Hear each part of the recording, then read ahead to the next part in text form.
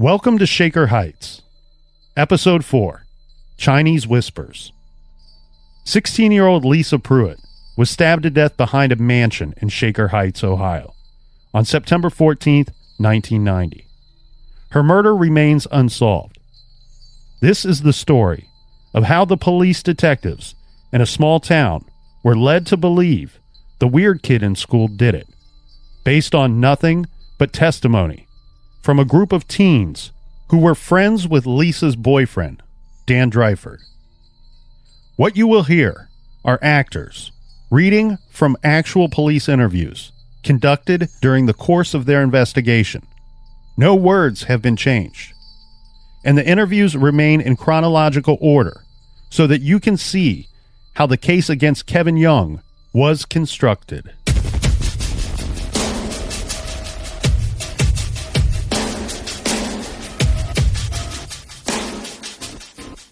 This is Detective Richard Mullaney at the Shaker Heights Police Department interviewing one Christopher N. Jones. Mr. Jones, can you continue your statement?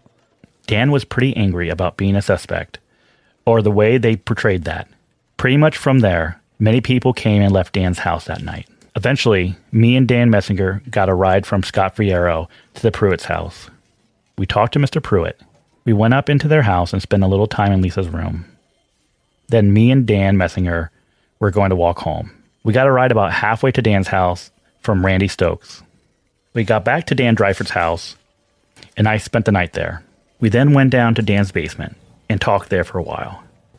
Debbie Dreifert came down, and we discussed the possibility that Kevin Young might have done it. It started from Shane and John, who had heard about a month before that Kevin Young wanted to kill both Dan and Lisa, because he had been with Lisa for 2 years, and Dan had stolen her, or taken her away from him. After a while, we went back up to Dan's room. We just talked until pretty late and went to bed. Then the next morning, Saturday, September 15th, 1990, Dan had to go to the police station, and I got a ride home for Mrs. Dreifert. To the best of your knowledge, who knew that Lisa was planning to come to Dan's house on Thursday night? Dan Dreifert, myself, Tex, and Kim Cole may have, because she was over at Lisa's house that night. So they may have talked about it. How long have you known Dan Dreifert? I've been friends with him since winter of 1989. Could you briefly describe Dan Dreifert? He's had a rough family life. Because of that, he's been kind of extroverted in a sense. He's pretty much always joking around. He's truly social. If he feels something's different, he'll always put on a show of being in a good mood, talking and stuff. Under that, he's afraid to trust people. He's intelligent, and he has a sense of what he should do. Lisa was one of the only persons he really trusted. He hasn't had that many people that he can trust. He loved her very much.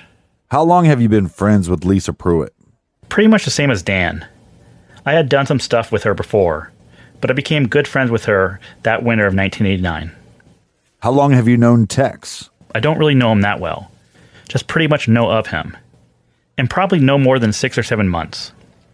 Could you briefly describe Tex? From what I know, he's not really concerned with school. More rebellious. He's not really violent. But he's got a lot of anger at things. Seems like a really nice guy as a person. How long have you known Kevin Young? I know him through Dan Dreifert. And probably about 6 or 7 months also. Could you briefly describe Kevin Young? Extremely touchy. Very powerful. A sense of that. A physical sense of strength.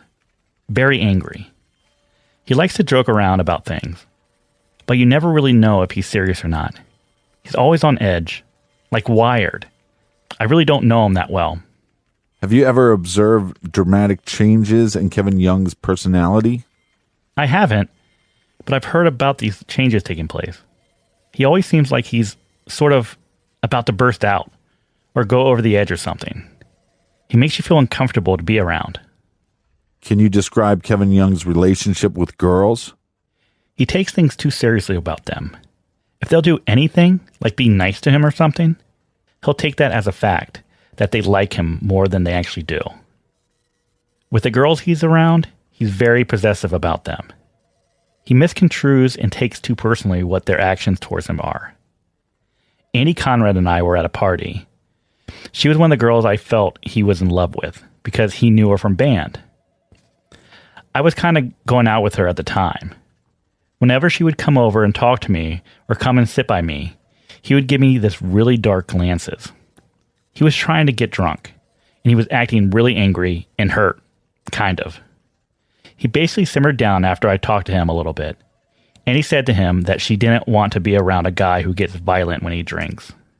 He just made me feel really uncomfortable, basically. Can you think of any other example of Kevin Young's behavior with girls? He asked Becca Boatwright to prom, but I can't really remember if she refused. I believe she refused. He began to hate her for that and verbally disparaged her, and he made a lot of rude comments about her. He seemed angry. He then asked Ellen Donald, who was a freshman, and he was a senior. She told him that her parents wouldn't let her go. He seemed angry at her too about this, but that's all I heard. To the best of your knowledge, have any of your friends abused Robitussin cough syrup? Yes, several. I tried it once, and Andy Conrad, Becca Boatwright, and Dan Dreifert. And Tex and Debbie Dreifert also. Could you describe what effects using Robitussin had on you? I took it along with alcohol. Nobody else really did that. I became extremely nauseous. I couldn't see straight, really. I had distorted perception of what things really seemed like. It became extremely talkative. Kind of dizzy, giddy feeling, but really nauseous. That's the only time I ever tried it.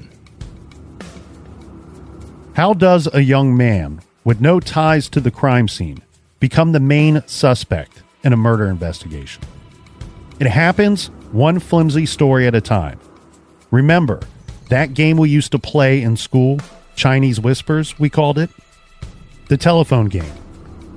A rumor starts, and it's passed like a virus through words from one person to another until it changes into something new and altogether dangerous.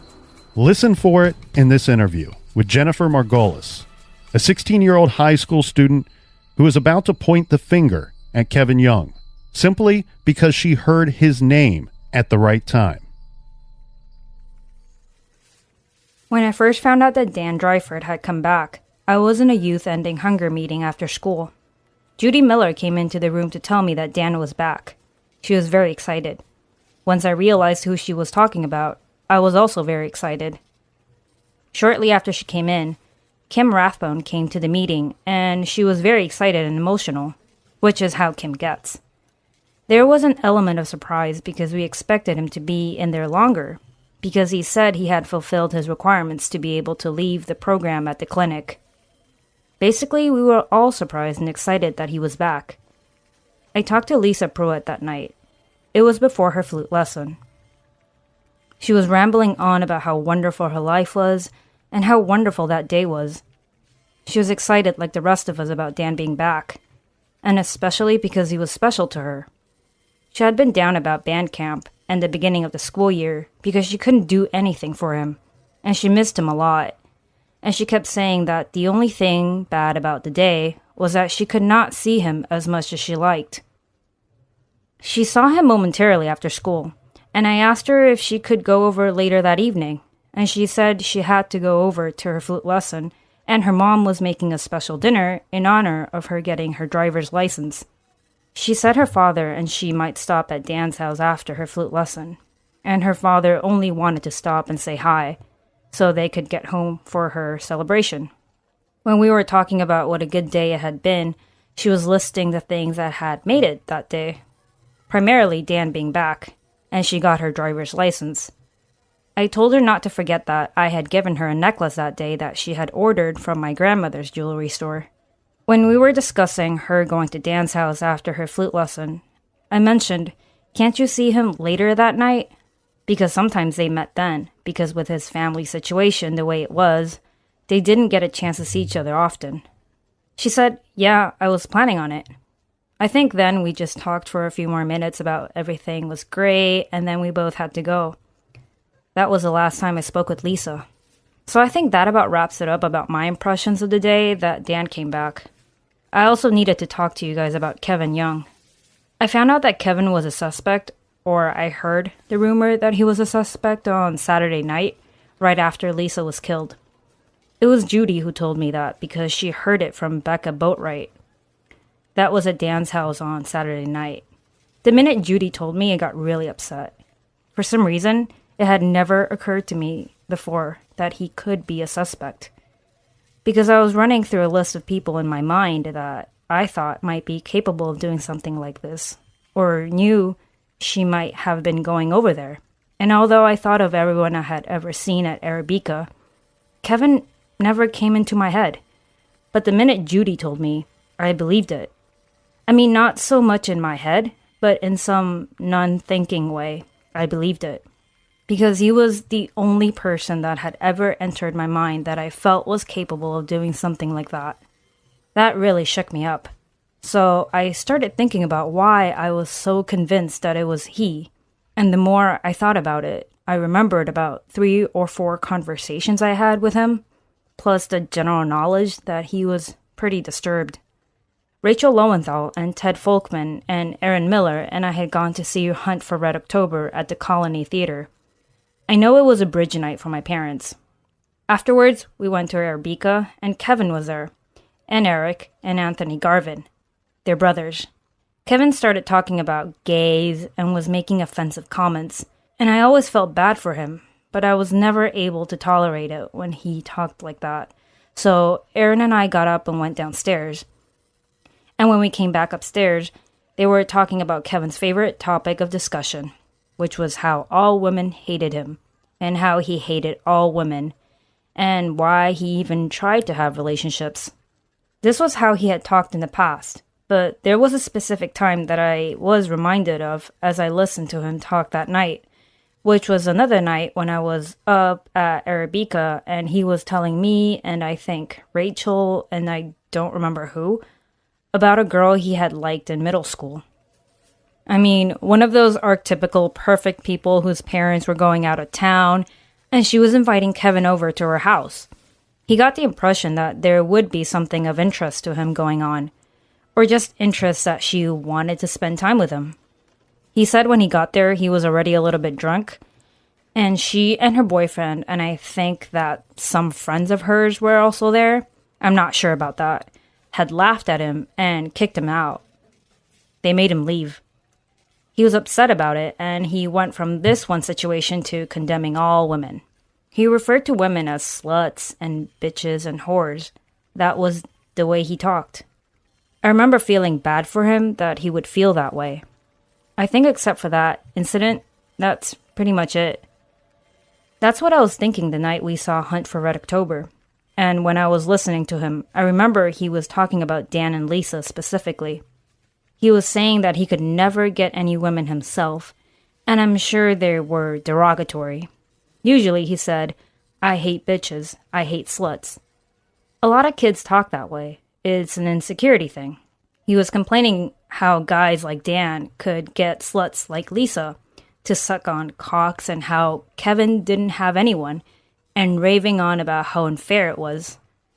The conversation changed to more normal topics.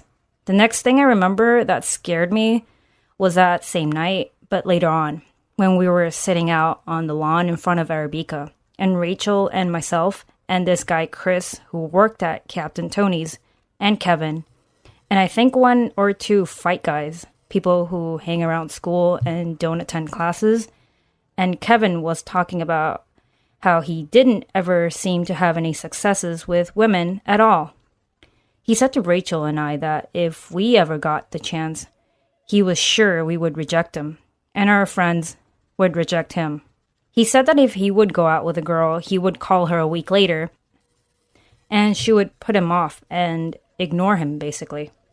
He said how he didn't like to be ignored, and said, I won't let people ignore me. Rachel said, how can you change how people feel? If they don't want to see you, there isn't much you can do about it. And he repeated that he wouldn't be ignored, and that people can make impressions on people, and it has been done. And then Chris, who is a serious pragmatist, said, well, a good impression or a bad impression? Kevin said, whatever works. It was kind of chilling at the time, and worse when I remembered it in this context, in the context of what happened. Chris then asked Kevin, Well, are you talking like Hitler or something? And Kevin said, well, it made an impression, didn't it? There was a silence and we changed the subject. I think the most recent time I talked to him was when Dan was at the clinic and Rachel and Charlie Martin and I had stopped at Arabica, and Kevin was there with Ken Mitsumoto. The two of them came and sat down next to us and were talking about Dan. Ken said to Rachel, I haven't seen you all summer. Where have you been? She had been to Interlaken. And she was kidding and said, I was in rehab. He believed her. And she said she was kidding. And then we talked about Dan, and then Ken said, well, isn't Dan in rehab? Neither Kevin nor Charlie said much about the situation of Dan being at the clinic. Then Rachel and I set them straight where Dan was and why. They talked about some ridiculous rumors they heard, and Ken talked about when he was in rehab. Then Kevin said, well, I'm sorry he's there, meaning Dan. Kevin said, I have some unfinished business to take care of. I remember thinking that sounded ridiculous. I think I laughed at the time. Then he said with him and the slut, and it was either the slut or bitch or whore, in reference to Lisa. Kevin continued and said, I was gonna fuck with him real good, but now he's not around, or something along those lines. When Kevin said that, I looked at Rachel, and she looked at me, and I said, you don't need to talk about our friends like that. And he apologized and said sorry, and continued to talk about Dan. When Kevin said what I said before, then Rachel said it was nice to know your friends support you when you're in trouble, and she was trying to guilt trip him into shutting up. As far as I remember, that was all I wanted to talk to you guys about. When you refer to Lisa going over to Dan's house late that night, did she usually go to Dan's house, or did he come over to her house? I know she had gone over there at least once before, because she talked to me about it. But I think more often, he went to her house late at night. When I talked to Dan last night, he said, whenever she came over, I waited for her. And it gave me the impression that she had gone over there more than once. Have you ever known Lisa to use any drugs or alcohol? Drugs? No. When we were in Germany, she got a little bit tipsy, and we all laughed about that because it was so uncharacteristic of her. Other than that, no. Is there anything else that you wish to add to your statement? No.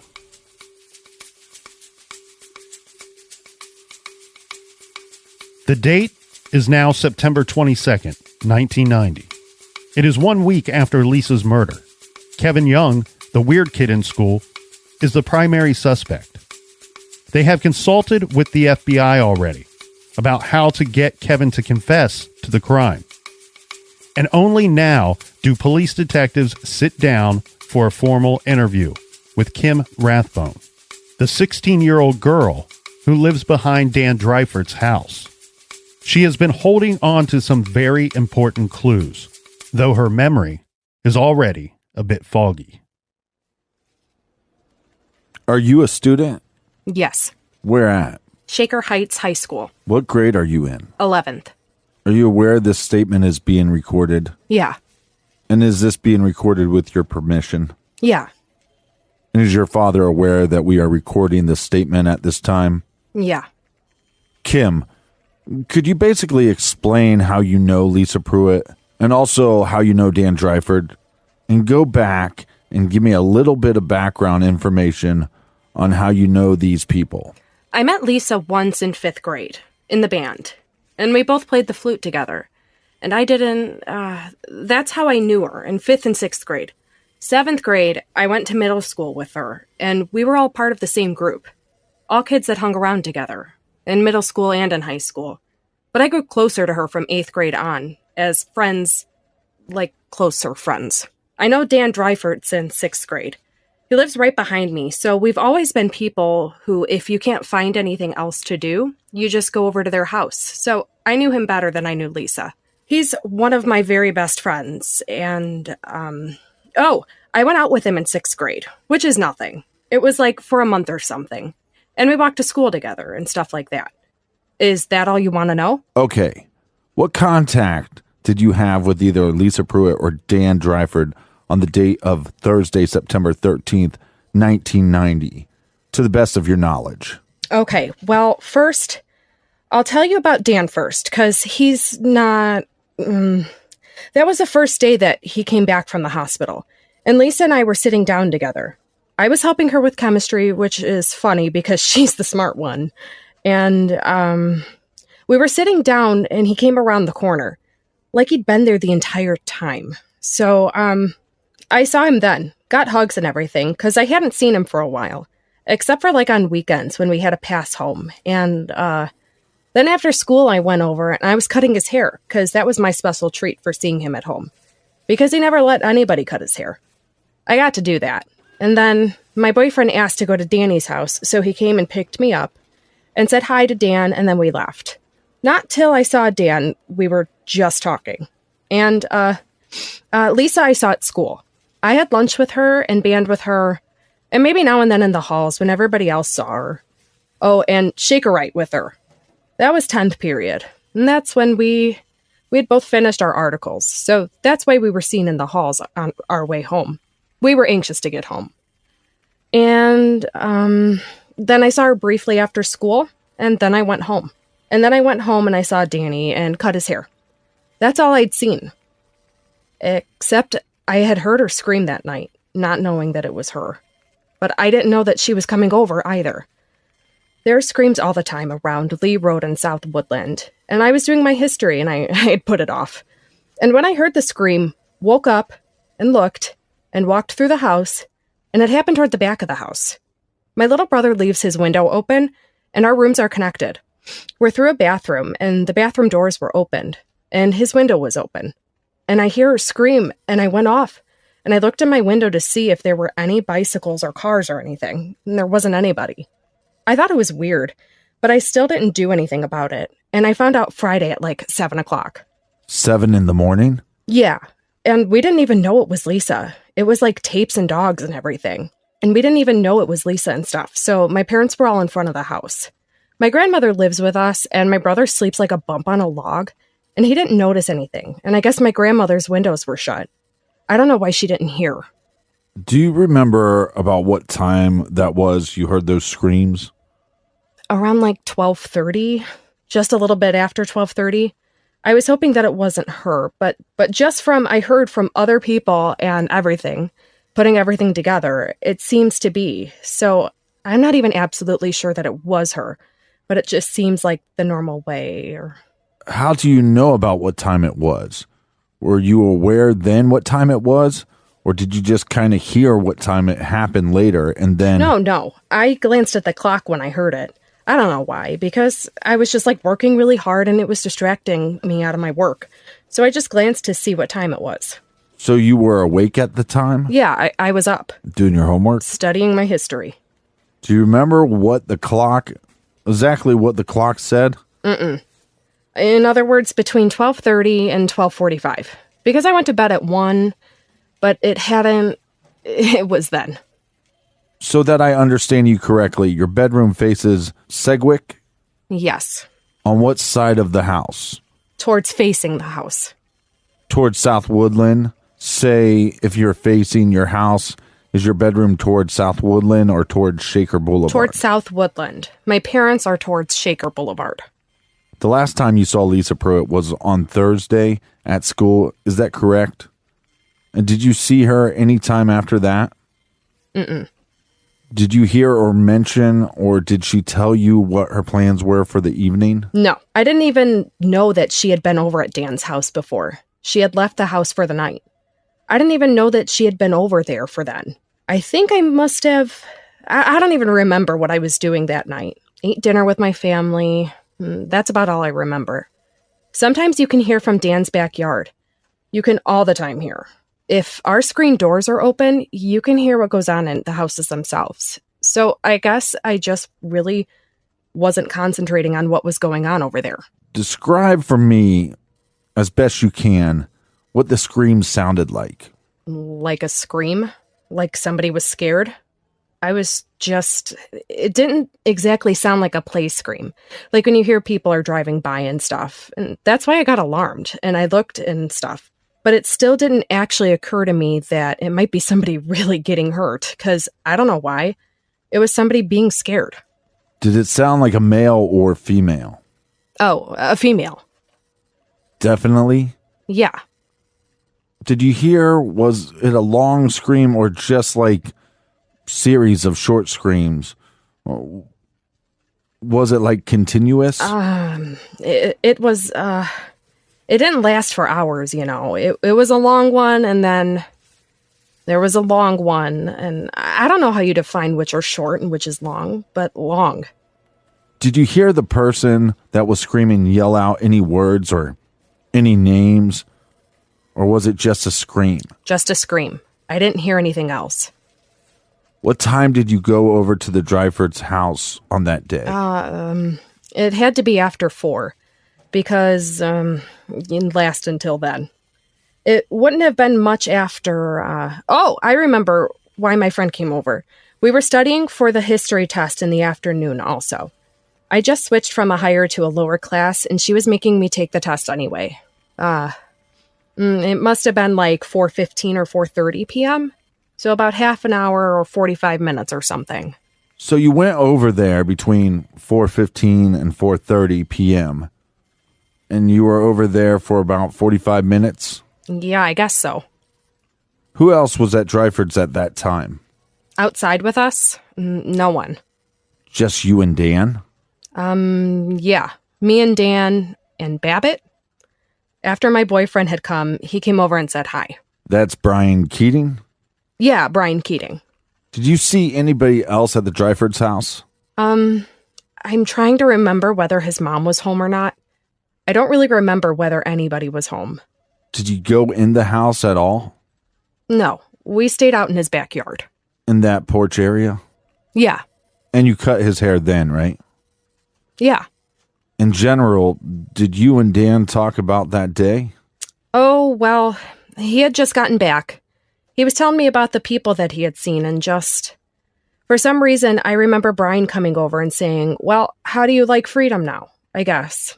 Oh, I had sent him a care package. It was just mementos and stuff. When he had entered the hospital, I gave it to his sister and his mom to bring. But I wanted some of it back, because it was the only things that I had about him. And he had stuff about me, so I still needed those things. So he returned them back to me.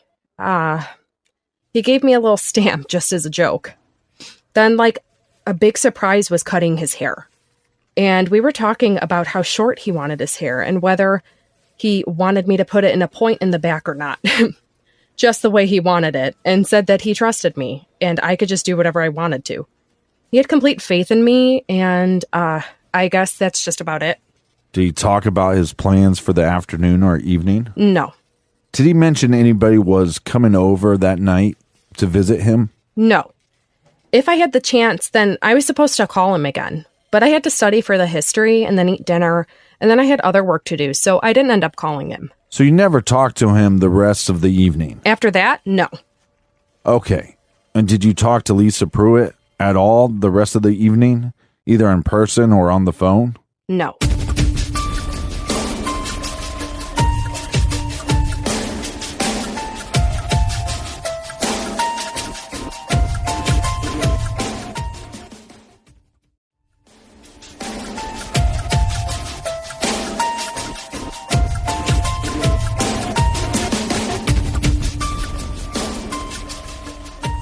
I'm going to ask you about some people that are friends of maybe you, friends of Lisa's, that are friends of Dan's, or maybe all mutual friends, and tell me what you know about them. Do you know a fella named Ken Workman? They call him Tex? Oh, yeah. Sorry about that. How do you know him? He's Debbie's boyfriend. Debbie who? Dryford? He's Dan's sister's boyfriend, and I went to see Dan with him and her and Andy once when he was in the hospital. Andy who? Conrad. She's a girl. And Becca Boatwright, and he was really nice. He didn't look like the kind of guy that would be really nice to somebody, just being the first time that I had met him. And I just liked him a lot. He was a really nice person, and he seemed to care about Debbie a lot. Did you see him that evening? Tex? Yeah. No, I had just seen Dan. Do you know Chris Jones? Yes. Okay. How do you know him? From school. Yeah. I can't even remember how long I've known him. Probably just since 9th grade, but this year I have more classes with him and stuff. I have study hall with him and lunch and English. He's really nice. He's a sweetie. He has these odd necklaces that he wears and always lets me wear it if I like it. He's friends with, I forgot to tell you. Tex, I think, had met Lisa a couple times, but he didn't really know her. And then Chris knew Dan real well, and he knew Lisa real well, too. How about Dan Messenger? I've known him since either 7th or 9th grade. In 9th grade, I hung around with him a lot, and that kind of drifted off, I guess. He knew Lisa real well, and he knew Dan real well, and him and Dan used to go over to Dan's house, and they'd mess around with the camera and stuff like that. These odd pictures that they would take. He was real good friends with both of them. He was really upset. Do you know anyone that might want to hurt either Dan Driver or Lisa Pruett that you are aware of? That would actually do it? Or that I think might do it? That might? You know, saying somebody would actually do something is, you don't know. We don't know. Yeah, I have a hard time believing that anybody's capable of it. But my guess is Kevin Young. Kevin Young? Well, he used to threaten him all the time. He used to say weird stuff. Like what? He said he wanted to... Well, he was in a mental or psych ward or something when he was a sophomore. And he said that he wanted to get back at the rest of the world for putting him through what he had been put through. And he was going to do something to make everybody remember him. And he said that he was going to get Lisa. He said that how come Dan could get any good girl he wants? Getting something girl that he wants to suck his dick, but he can't get anybody. Stuff like that. He's scary. But you never think that anybody's actually going to do something, even though they talk. Have you ever heard of any of these threats from Kevin Young directly, or do you just hear about them? To me? Not to you, but did he ever make threats against Dan or Lisa in your presence? Well, I sat next to him in biology because he couldn't finish it. His sophomore year when he was in the institution, whatever it's called. He must have said something like that every now and then, not really often. But do you remember any instance that he actually made threats in your presence? I don't remember a day. It was in biology he did that one. But you heard it, and you were present. Do you remember what it was exactly, or as close to it exact as you can remember? He was saying it was nearing senior project. Do you know what that is? No. Explain it. That's in the high school when seniors, I think it must be in May or something, when seniors don't have to take their last set of finals because they do like a project or a working project or something.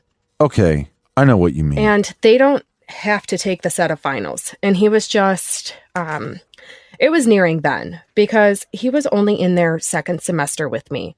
And he said he was just so happy to be out of there. And he just wanted to hurry up and get out. And he was going to make everybody remember him. That's the one when he was angry at the world for putting him through this. But what I was talking about specifically, did he threaten Dan Dryford or Lisa Pruett directly in your presence? No, just the world. Just the world? And this was in his senior year? Yeah. That he was going to make everyone remember him? What did that mean to you, in your mind? Well, it was kind of freaky to have something like that said to you, but I guess I'm kind of weird because I just put those kinds of things out of my mind. Kevin's weird. I'll stay away from him and that's it, and I won't have to worry then. Brian Keating sat next to him in band all the time, in like concert band, and he said that he used to hear Kevin talking all the time, but he never thought anything of it, and that he'd actually act on it. Did you go on any of these band trips, like to Germany? Like to Germany? Yeah. Was Kevin Young there? Yeah. Did anything happen on that trip out of the ordinary? Significant? That's when Dan and Lisa were really kind of started, like going out, I guess. Was there any difficulty on the trip with any member of the band? Did anyone get in trouble? You mean with any relation to this? Or did anybody get in trouble in general? No, not anybody. Anybody that's connected with this group of friends that we have discussed. No, I don't think so. I remember this one girl, but she's in the band. And so she had some kind of relation to Lisa, but I don't really know her. Did you see Kevin Young at all the day of Thursday, September 13th at 1990? I haven't seen him for a long time. I haven't seen him since school, I guess. Now I'm going to ask you a question. And the answer, I don't care about who's involved and what, but did you ever hear anything about any kind of parties at Dryford's involving Robitussin, drinking Robitussin to get high? Do you mean, did I ever hear of a party that we did that? Or did I ever hear about them doing that, period? Did you ever hear about them doing that, period? Yeah. Okay. What do you know about that? I know it doesn't show up on your drug test. It always comes up negative, and you can just tell them that you had a bad cold. You want me to tell you who did it, or how they did it, or... Yes. Both? Yes. I don't really know how they did it. I could never figure it out, really. I guess they drank a lot of it. Maybe they like the taste. Were you ever present when anybody ever did this? I saw the bottles, but I was never present when they ever did it. Okay. So how did you know, just by seeing the bottles, that somebody didn't just have a bad cold? Oh, no. Dan had told me about it. What did he tell you about it? He told me that he got high off of those because that way he wouldn't ever really be using any real drugs. And he could still feel good, I guess. And that was just... I can't remember who the people he said he'd done it with. They were... I remember when I was there, Jamie Greenfield was there with me in the same room. And I think Steve somebody. I don't remember. Do you know who they are? No. They're friends of Dan's. I don't think they ever met Lisa. What are their names? Jamie Greenfield and Steve something. They go to my youth group, and that's how they know Dan. It's through the Unitarian youth group. I just remember it was in his dining room that they took off the bottoms and he showed them to me. And I was just like, what are those? Dan showed you those? Yeah. Dan pulled them out of a paper bag full. I mean, not all the way up to the rim. There was 7 bottles or something. Did he ever tell you what he felt like when he took Robitussin? He said the first time that he did it, I'm trying to remember the words he used, what he used to describe being high. Did he mention, other than being high, any kind of unusual reaction or effect that it had on him? Well, I remember him talking about his friend was just totally out of it. Talking about going into a forest or something. There are trees right there, hallucinating or something. Do you remember who the friend was he talked to? No, you have to talk to Dan about that. He knows that, but I don't ever remember him talking about... I mean, he never hallucinated like that. I don't think he ever did it to the point where he was like that. Why are you asking me about the Robitussin anyway? It's just something that's come up in other statements and conversations. So we have to clarify that. Well, Dan doesn't drink anymore because he was ill with Robitussin. I don't even know how he heard of it. I don't know how he did it either. That's why I ask if you might have known anything about it. All right, I'm going to turn the tape over to the other side now. To your knowledge, would Dan Dryford have invited Kevin Young over to his house for any reason? Lately? Yeah, lately. I don't think so. Because he and... am I allowed to swear on this? Sure. He had called Kevin an asshole, which he is. I mean, he's a jerk, really. So, I remember him talking before, at the end of 10th grade. Who talked to him before? Dan. He just said that... that's when Bill DeMarco was there. And the 3 of us were sitting down, and he said that, you don't know who that is either. Bill DeMarco? No. He's home this weekend from Bowling Green. He just graduated last year. And I said, damn, I heard you've been hanging out with Kevin. Why? And he said that he had done 1 or 2 things with Kevin and decided that he was kind of a jerk and just Kevin kept hanging around. Kevin was kind of being pushy, but Dan didn't want him around. I remember that. I hadn't even thought about Kevin since back in the 10th grade. When was the last time you saw Kevin Young that you can recall? That I think I recall ever talking to him or just saw him. Last time you saw him? In the 10th grade. You haven't seen him since then? I didn't know if he went to college early or I didn't really care. So that would have been in the spring or early summer of 1990, this year, right? Yes. What do you know of Kevin Young's feelings towards Lisa Pruett? If he had any feelings towards her? You mean out of his mouth? I don't really know, but recalling from other people's mouths and just everything that I've heard. You mean since Lisa's death or before? Then and before, but mostly since Lisa's death. It seemed like he might have been jealous of Lisa spending time with Dan. Not like him being jealous of Dan because he has Lisa. It seemed like it was the other way around, just from what I've heard. It sounded kind of weird. Okay, so this is what you've heard from other people. Yeah. Who has been talking to you about it? Jennifer Margulies. I've seen her around lately. Lisa and me and her had diet jokes going on. Which was? We had a Scrivana sisters, and I had just gotten grounded a lot in 9th grade. That's when it started, and we just thought about a lot of weird names. Jennifer was Svetlana, Lisa was Chicana, and I was a no-no. And we were the Turkovana sisters. What sisters? Turkovana! It's just a name we made up, and I guess we had taped a whole bunch of commercials and put them all together. And it was something like O. Henry bars and Sprite and something. And then it was just like a simple thing, just to make us laugh. Because we had sat next to each other like in a row in band. And once I was grounded, they brought me a package of the pop and the 10 of those O. Henry bar thingies and gave them to me in a care package to make me feel better because I was grounded. Have you ever heard or do you know of Lisa Pruett sneaking out of her house and going to Dan's house prior to the incident? Or Dan sneaking out of his house and going to Lisa's? Have you ever heard of that? Have I heard it from them? Yes. From Dan or Lisa? No. Have you heard of it from anyone else before the incident? Yeah, but it wasn't even a big deal.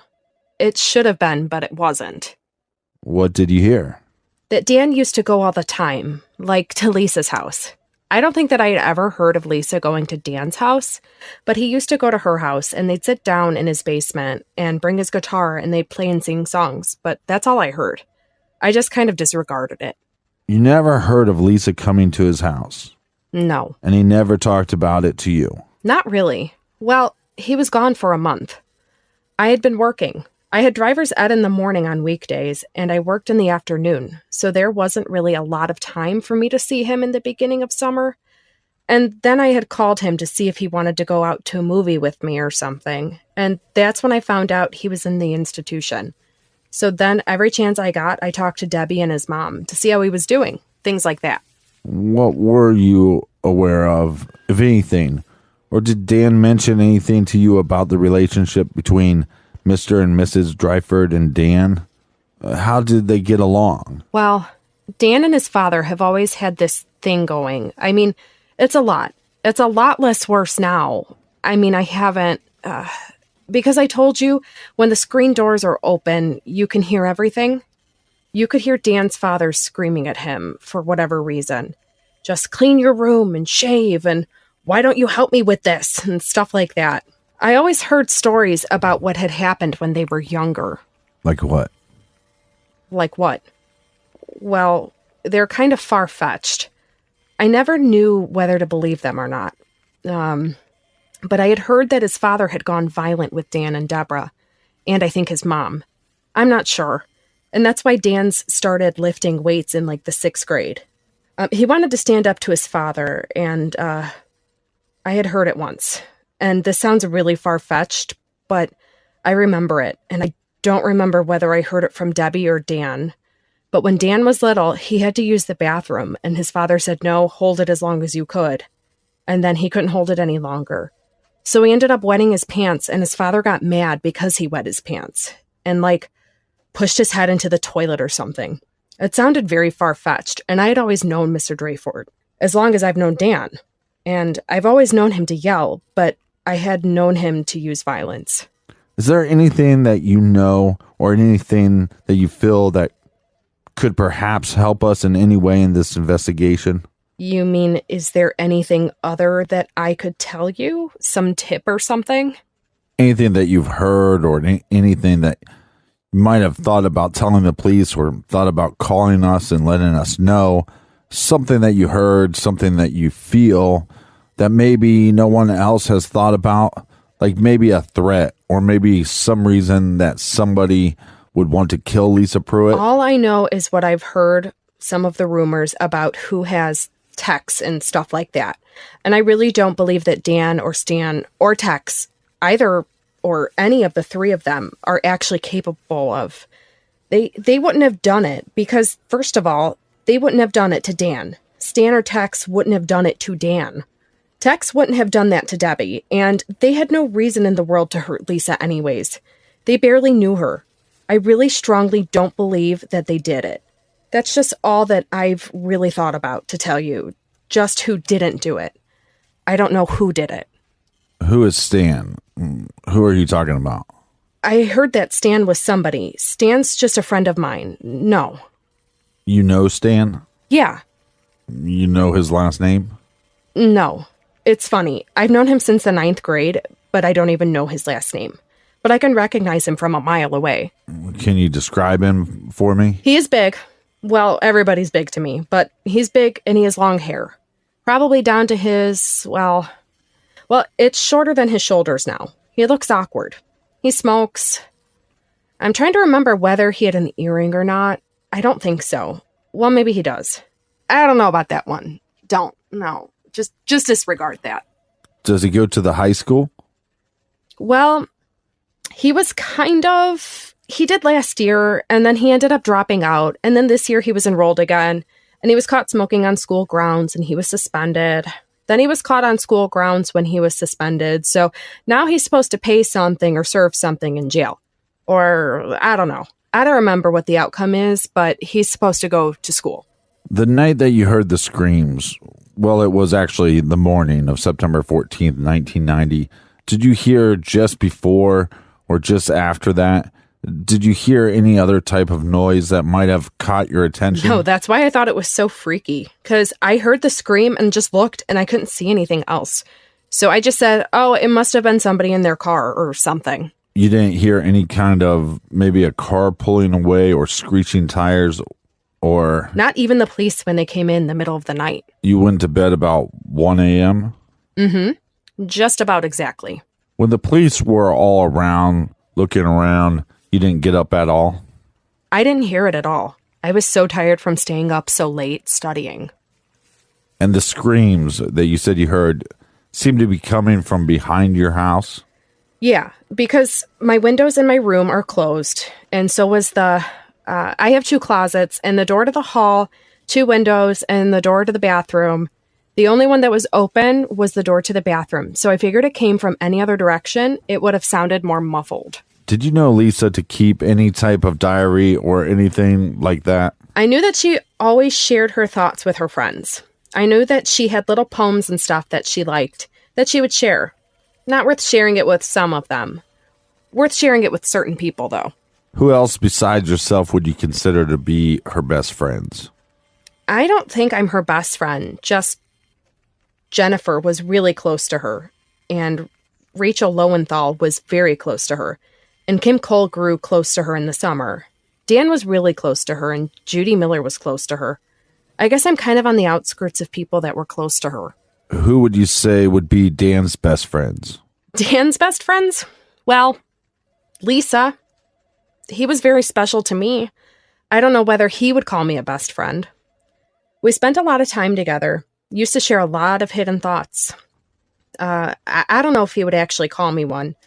I would like to think that I was one. I don't know who he would call his best friends now. All of the people that I just named were close to Dan also. I know there was one guy that he met in the institution with him, but I don't know if he would call him his best friend. Do you know his name? Oh, he was just talking. I was just over at Dan's house yesterday, and he was talking to him on the phone. Mike Pagel, maybe? That's the closest I can call him. I think that's it. His first name is Mike? Yeah. I answered the phone. I said, this is the Dryfort residence. And he said, is Dan there? This is Mike. So I'm really not sure on the last name. I know Bill DeMarco spends a lot of time with him. Before they left, they used to call each other over the summer. Do you know a kid named David Brannigan? Uh-huh. He used to babysit for me. He lives a couple houses down. He's really nice. Did you see him at all on Thursday? No, I didn't even know he was home. I just saw him last night at Arabica. I was with my parents, and I just said, "Oh, wait a minute, that's David." And I went over and I said, "Hi."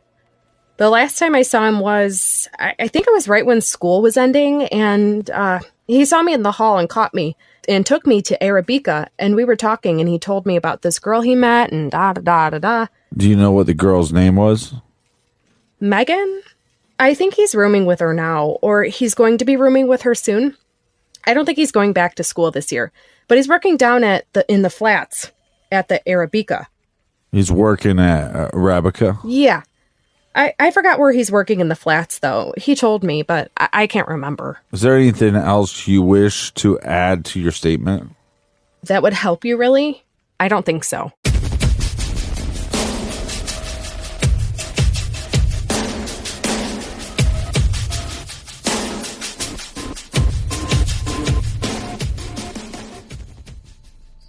And here we come to the moment the detectives make their move. It happened on September 26, 1990, 12 days after Lisa Pruett's homicide. 6 police officers from Shaker Heights drive down to Ohio State University in an attempt to get Kevin Young to confess to the crime. They have been briefed by FBI agents on how best to do this. The profilers told them their best chance would be to surprise Kevin and talk to him at night.